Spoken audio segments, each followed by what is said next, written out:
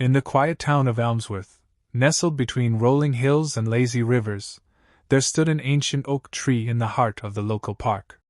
This tree, known affectionately by townspeople as the Whispering Oak, had seen generations of love, loss, and laughter.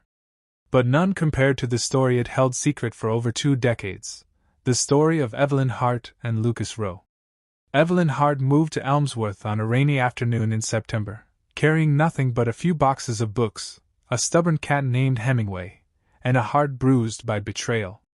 Her career as a travel writer had taken her around the world, but a failed engagement and a sudden longing for peace led her to rent a quaint cottage near the park.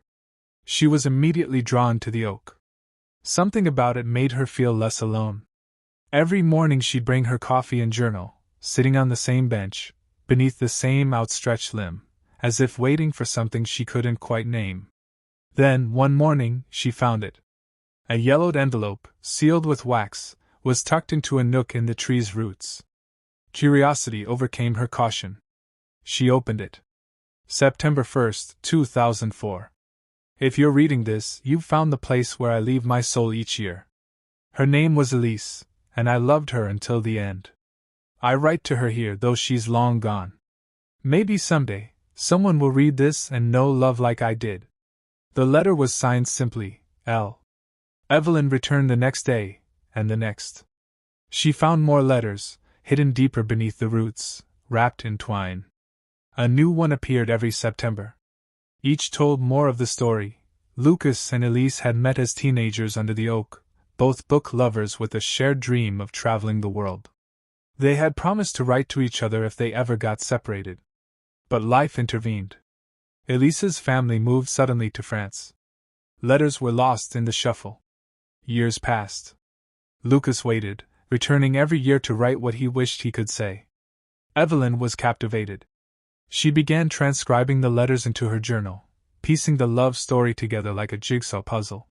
Her own pain softened with every word Lucas had written. It was as if he had poured his longing into the roots of the tree, and they had grown strong enough to carry it. Then, one letter changed everything. September 1st, 2010. I found out where she was. I flew to Paris. I saw her from across the street, older, her hair shorter, but still her. I didn't go to her. Cowardice, maybe? Or maybe I thought I'd ruin the memory. But I regret it. If I could do it again, I'd run across that road, call her name, and never let go. Evelyn couldn't sleep that night. The mystery of Lucas consumed her. Determined to find him, Evelyn began asking around town. It took weeks, but finally an elderly librarian mentioned Lucas Rowe, the quiet artist who had once lived on Maple Street. He hadn't been seen in Elmsworth for years, but his cottage still stood at the end of the lane, overgrown with ivy. With a fluttering heart, Evelyn found the place. The cottage was locked, but in the mailbox, she found a forwarded address, New York City. With a mix of courage and madness, Evelyn booked a train ticket. It was the boldest thing she'd done since her broken engagement. She told herself it was for the story. But deep down, she knew it was more. Lucas Rowe was now 43, his once boyish charm worn by time but not diminished. He lived in a modest apartment above a used bookstore. Evelyn found him sketching in a sunlit corner of the shop, a pencil in hand and headphones on. "Lucas Rowe?" she asked gently. He looked up. "Yes?" She took out the last letter she found and handed it to him. His hands trembled. "You found them?" he whispered. They sat for hours in a quiet corner of the shop. She told him how the letters had helped her heal. He told her everything, about Elise, about the oak, about the regret that never left him. "I never thought anyone would read them," he said. "I read them all," she replied. "And I think you still have one left to write." That September, for the first time in years, Lucas returned to Elmsworth. Together, he and Evelyn walked to the Whispering Oak. The sun filtered through the branches like golden threads. Lucas knelt by the roots, placed a fresh letter beneath the tree, and whispered, "Elise, I never stopped loving you. But I've met someone who helped me find peace. Someone who reminded me how to feel again. Thank you for the years we had. I will carry you always, but I'm ready to begin again. With love. Lucas. As they stood, Evelyn slipped her hand into his. The breeze stirred the leaves, like applause from the past. 2 years later, Evelyn published The Letters Beneath the Oak, a book that touched hearts around the world. Lucas illustrated it. It became a bestseller not because it was beautifully written, though it was, but because it reminded people of the timeless, echoing truth: love never dies. It simply changes form.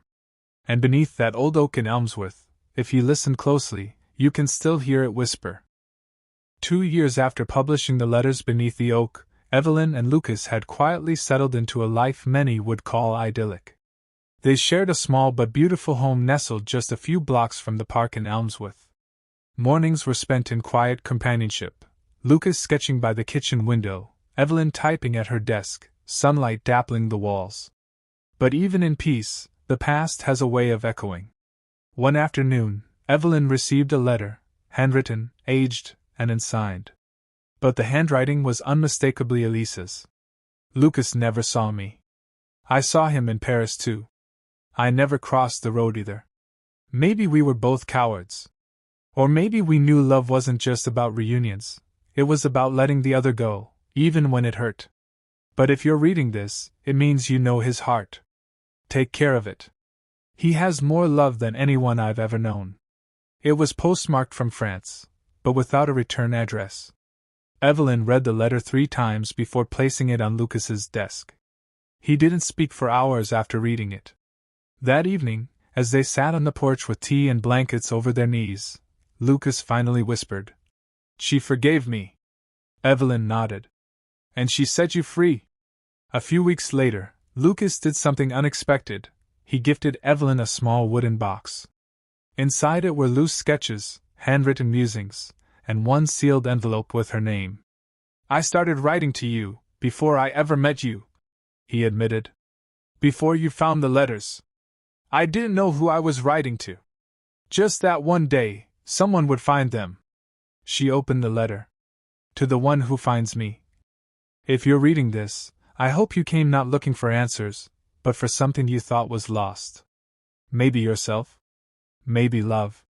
If you're her, the one who sees beyond my mistakes, who understands that love can be quiet, patient, and honest, then know this. I've been waiting. Not for someone perfect, just someone real. Are you her? ___. Tears blurred Evelyn's vision. She didn't answer him with words, just a kiss that said everything. That night, they began writing letters together, not for each other, but for the future.